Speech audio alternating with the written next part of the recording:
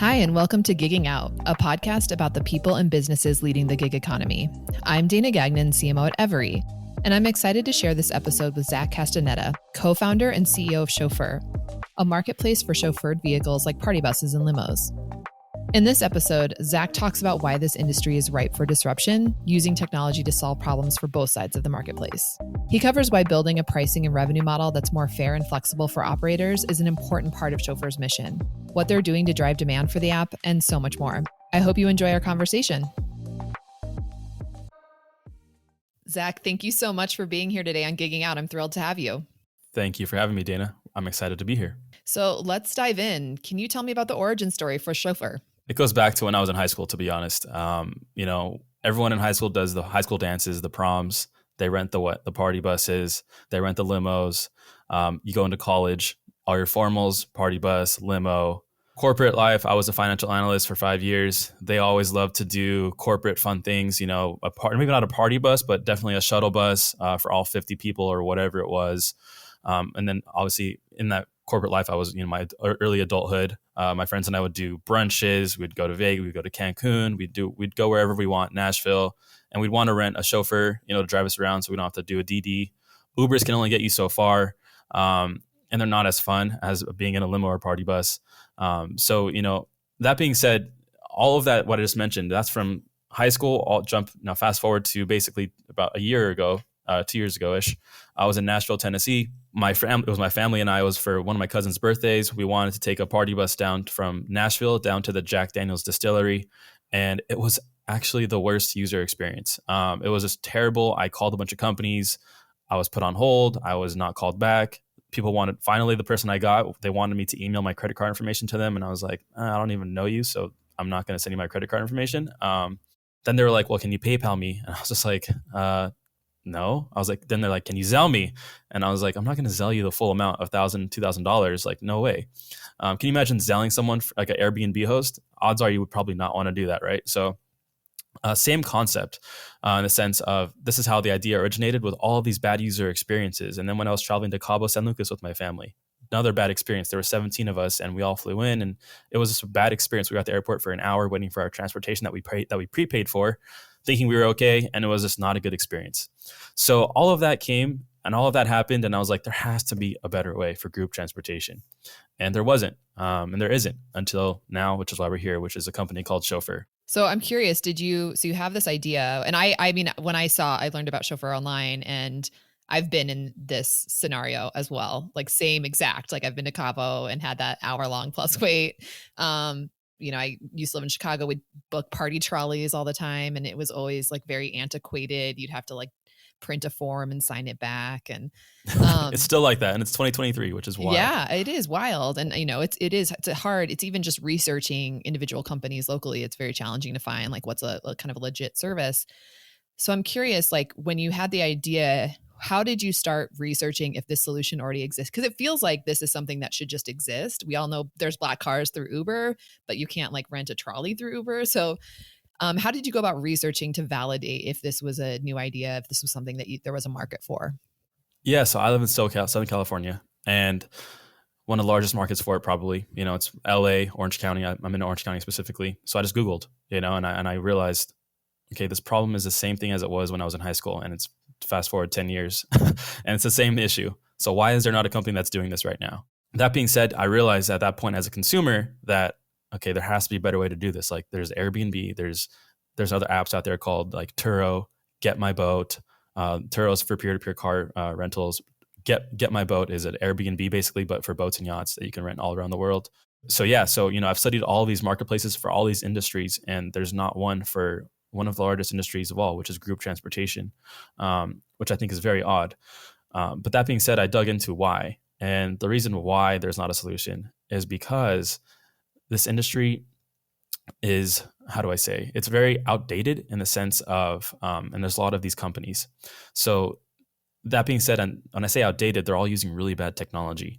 And that's why these guys that own these vehicles, they have fleets that we call them operators, who are known as hosts on our platform to the consumer. But for the sake of this, we'll call them operators. So operators, they're using this really outdated technology. You're talking like Windows 98 looking software that they're paying hundreds of dollars for, maybe thousands of dollars, depending on how large their operation is. So they're just using this really, really bad stuff. And I actually, how I found that out is because I have videos of me walking into these operators' offices in Southern California, and I would record myself.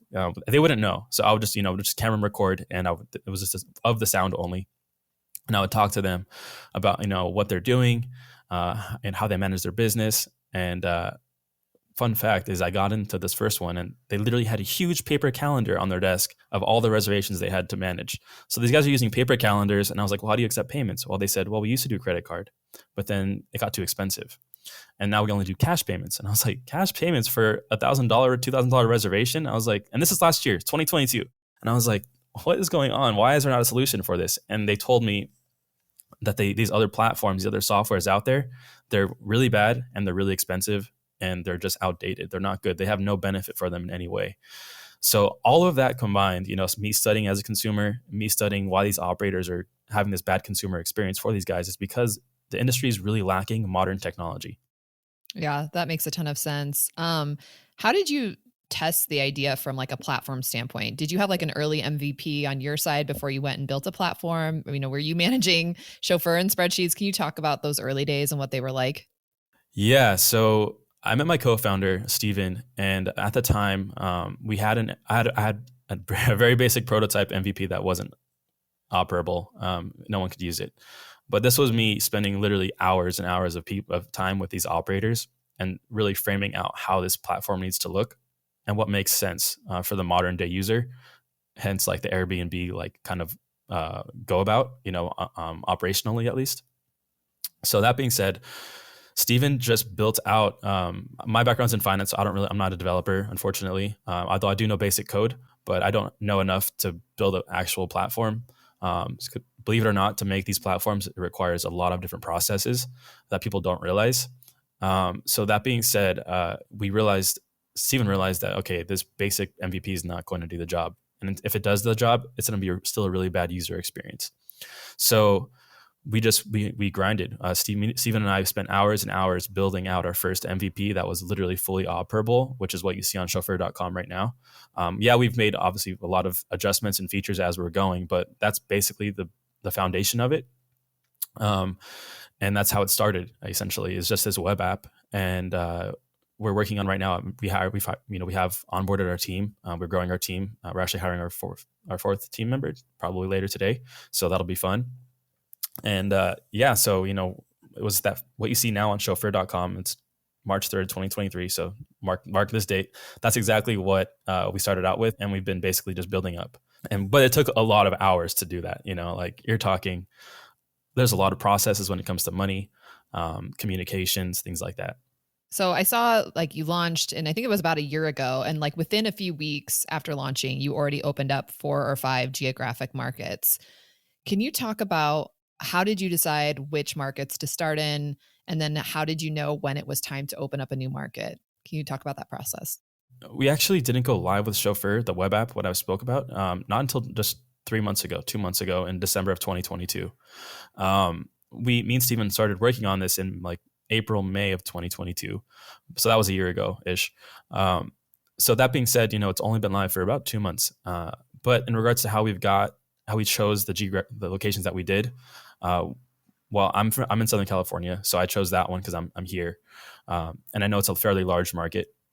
And then Cabo San Lucas was a pain point that I know people are traveling to every day for shuttles, SUVs, sedans, chauffeurs, literally millions of people from basically Canada and the US, but literally every single day. It's crazy. So I knew that was low hanging fruit for us to capture. And actually, Cabo is probably one of our main markets, to be honest. That's consistent for us on a daily basis. Which is definitely odd, right? Because it's Mexico. It's not as easy to work, cross borders. But that being said, I mentioned this company called Get My Boat. It's basically the Airbnb for boats and yachts. And what I did was I literally cold LinkedIn messaged the co-founder and CEO of that company, Sasha Mornell. And to my liking, he responded to me with my questions. And he kind of has been mentoring me basically since then. And that was probably in June of last year. And we've had phone calls, emails exchanged, and things like that. And I asked him how he grew Get My Boat to where it's at today. I mean, they just raised their like $25 million Series A. So they're definitely doing the right things. but and now Get My Boat's global. So I asked him, how did he choose? How did, like, what was his, what was their strategy? And he said, let them come to you, but make sure that when they come to you, you're doing everything they can. You're doing everything you can to make sure that they're getting reservations booked through your platform. Because he said these types of marketplaces, people are traveling to all the time, right? They're not really necessarily like an Uber, where it's like near them. They're typically traveling somewhere to these destinations, in some cases. So I thought about that and I said, okay. And I realized all the destinations that I'm traveling to, Cabo, obviously LA, maybe even NorCal and Sonoma, and Vegas, right? Popular travel destinations. And that's kind of how we went about it. I mean, you spoke to the challenges of opening up internationally, especially right out of the gate. Are there any specific challenges that you're facing having a market in Mexico? We're a startup, so we can be a little scrappy. We do abide legally by payment laws and things like that. That's honestly the main thing. But because all of these guys, they're already properly licensed and insured with their local governments, that has nothing to do with us. And technically, we have to make sure that they're legit, right? We don't want someone that's a fraud to be like a fake Uber driver driving for Uber. That's not what we want. So luckily for me, though, I knew the driver ahead of time before Chauffeur launched, and I was like, this makes sense for them. And I took the idea to him, and he's like, yes, sign us up right now. And part of the reason why is because, and why these guys love it so much in Mexico and anywhere international, is because I'm sure we've all heard of companies like TripAdvisor and Viator to book these types of reservations. But one thing to know is that when you book through those platforms, the drivers, the vehicle owners, they get paid out by those platforms once per month. With us being a scrappy startup, we knew that there probably was more technology that could be utilized to make this process way more friendly for them and appealing for them. And that's what we did. Now, basically, they get paid out after every reservation that they complete. And it's international ACH, so anyone can, but there's technology, and it's not cheap, but it definitely is worth it in the grand scheme of it when you're packing on hundreds to thousands of reservations, right? So yeah, I love that you went to speed of pay because that's at the core of the company I work for, what we do. And we've done a ton of research on drivers specifically, and they expect to get paid right after a drop off, whether that's drop off of food or drop off of people. And it's amazing. People, I think, assume that happens because we all equate it with Uber and Lyft, and we know that there's fast cash outs for those type of apps, but there's so much work that people are doing, drivers are doing professionally for other businesses. And I think that's a great example through Expedia or whatever, TripAdvisor, that it really is a huge delay in pay. So it's awesome that you solve for that upfront. So obviously that's probably a great recruiting tool for getting drivers to the platform too, letting them know that you're going to pay super fast. Can you talk about some of the other strategies that you're employing to get drivers on Chauffeur? Chauffeur started out as a party bus and limo marketplace to make it very simple for people to reserve party buses and limos and other group transportation. What we realized is that these owners, these fleet operators, they also do own SUVs and sedans, black card luxury vehicles. That Uber does utilize, right? We all know Uber Black, Lyft Black, or whatever they call Lyft. But the point in saying that is we realized that there's opportunity there that happens all the time. And me being an Uber driver, I know, or not, was an Uber driver, right? As the test, I knew that Uber doesn't really treat its drivers fairly in the sense of pay. When you go in your Uber, you should, which I've had people do, and I ask people all the time if I do drive Uber to kind of learn what they're doing. I ask them, how much they're paying for this trip, and I see how much I'm earning from it. And I would put it, and they would show me. I have screenshots on my phone of people showing me what they paid and what I earned as a driver, and I was earning 30 to 40% of what they paid the app, right? So put that into perspective for a black car service. Now, when they're charging $100, $200, right? Maybe that black car service for those Uber Black drivers, they're earning, say you pay $200 for a ride or $100 for a ride, they'll probably earn $50, $60 of that. Well, our trying to trade off for them is that, hey, on Chauffeur, you'll keep 100% of what the customer pays.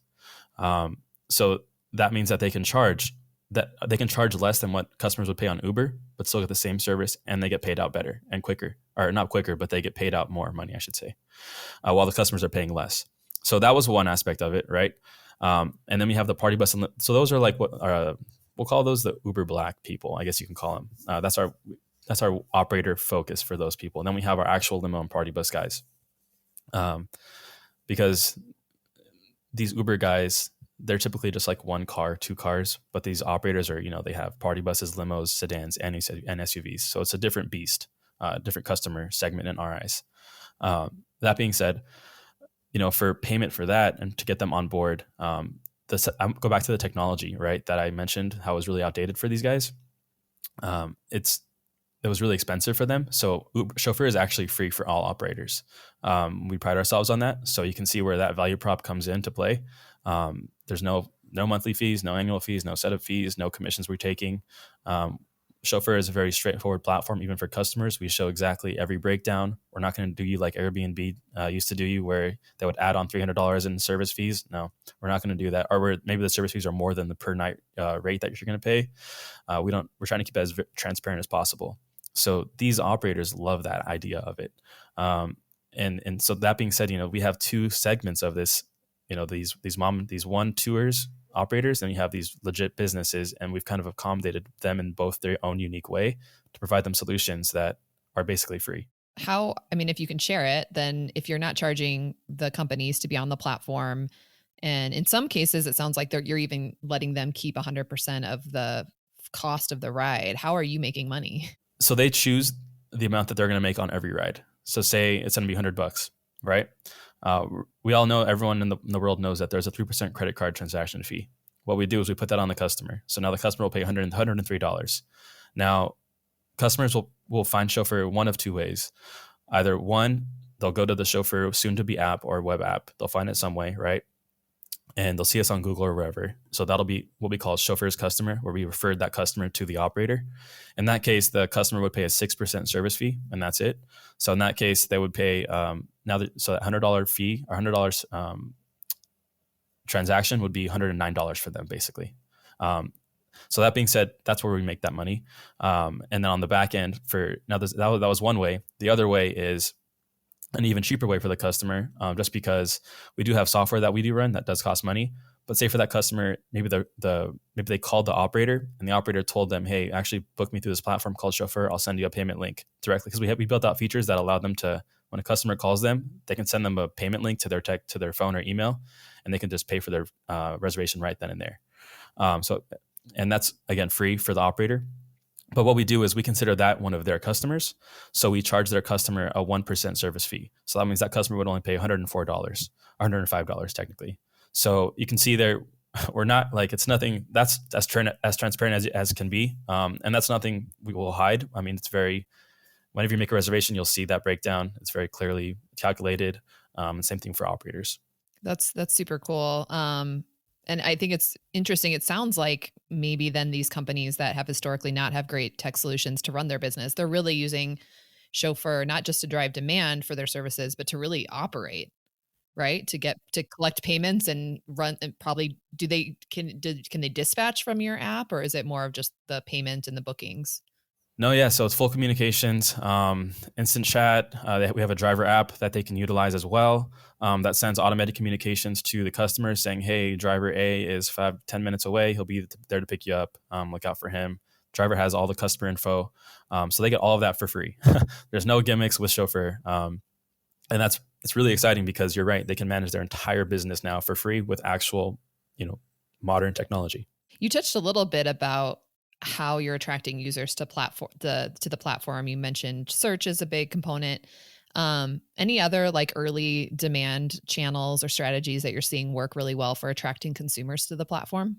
Maybe I shouldn't say this because it's a really good sales tactic that we've been utilizing. Facebook groups is one of the is a really powerful solution for getting the brand out there. People are literally posting in these groups that have 20,000, 100,000 people in them for Cabo and Vegas they're posting. You can go on these groups every couple hours. They're saying, "Hey, does anyone know of any limo and party bus companies or transportation I can take to my resort or take to my hotel from the airport?"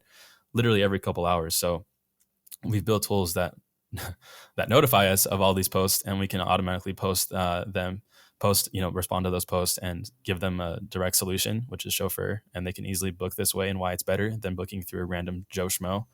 They're protected. It's safe. It's transparent. It's simple.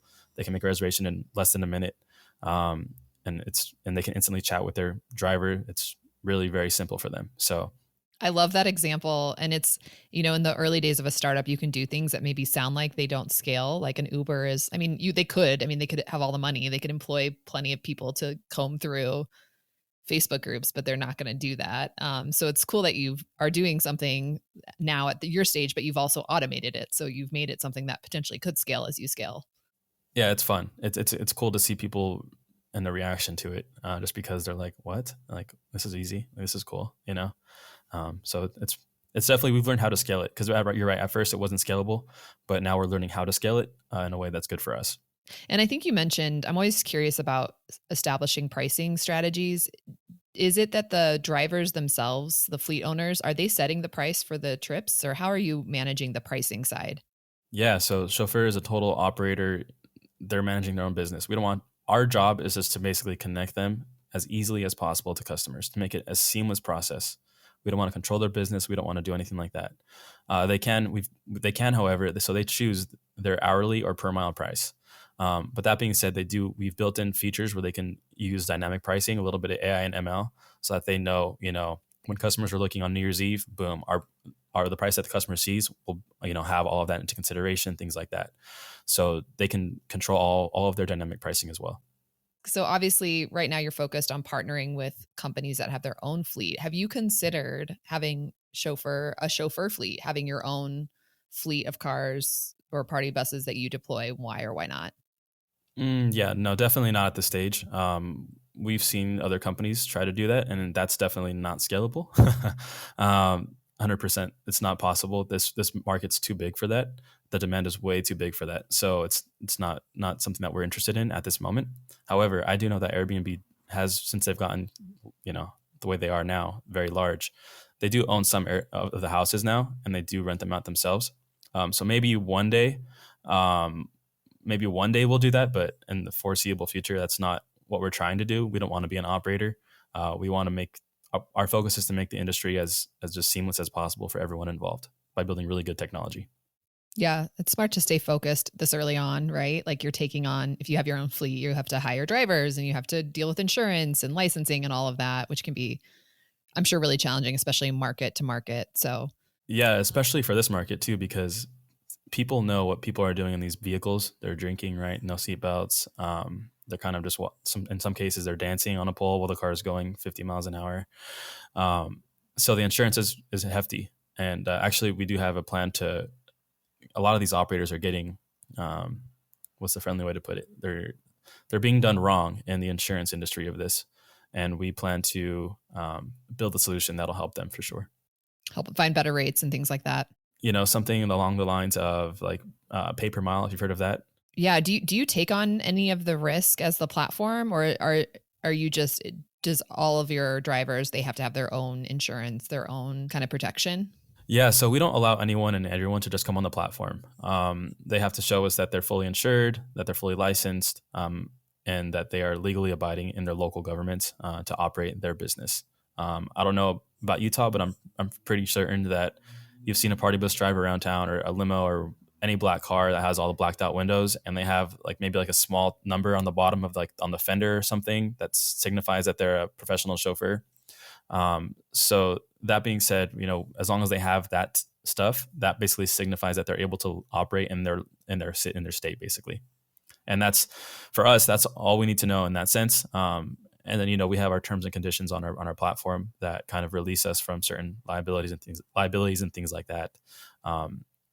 As well as for also protecting customers too, though, because if operators do something wrong, we can go ahead and release the funds back to the customer, things like that. I would love to talk a little bit about fundraising or funding the company if you're game for it. Are you bootstrapping right now? Can you talk a little bit about your thoughts on fundraising? Yeah, Chauffeur is 100% bootstrapped. Neither myself or Steven worked at any of the FANG companies.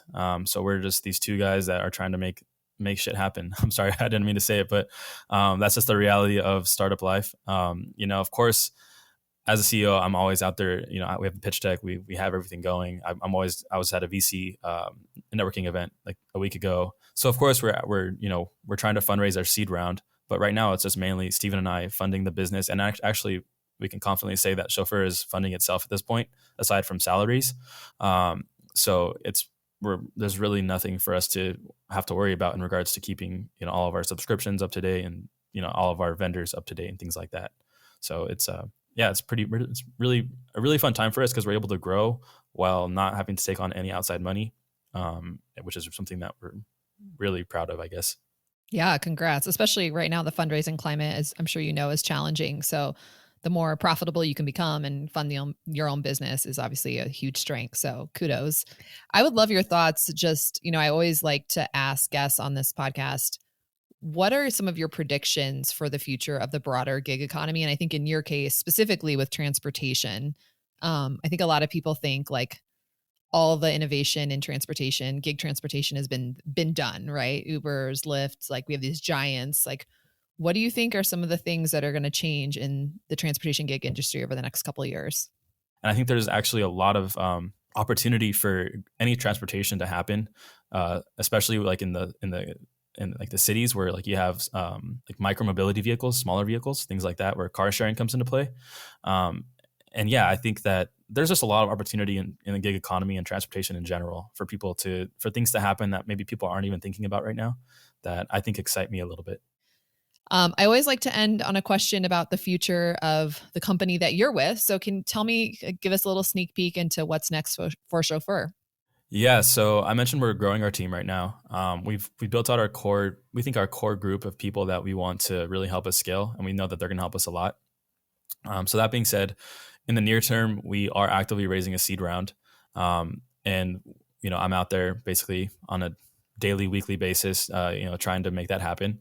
And right now we're all remote. However, we would like to begin just building our team and getting us aligned, all of us together as a team, and just really growing our brand as Chauffeur, so people that can understand what exactly we do and why they need to be using our platform. And that's going to come with a lot of marketing, more apps. For consumer, we have operators, and we'll have our driver app. So there's a lot that's going to be done in the next 6 to 12 months for sure. And I always tell our team that we didn't make Chauffeur to become a $50 million business. This is happening every day. It's a bad user experience all around the world: Europe, Asia, US, Mexico, South America, wherever. New Zealand, Australia, they do this everywhere. And it's typically always the same experience. So that being said, I don't see a reason why Chauffeur cannot be a $1 billion company like Uber. Awesome. And if people want to learn more either from you or about Chauffeur, where can they find you? Yeah, just chauffeur.com, SHOFEUR, or LinkedIn. Just type in Zach Castaneda or even Chauffeur, and you guys can definitely check out what we're doing, what's going on. And yeah, we're making that route. I'm sure if you're local to any of our regions, you'll start seeing ads and things of that sort as well. Well, wonderful. Thank you so much for being here today, Zach. I really appreciate it. Thank you, Dana, for having me. I appreciate it too.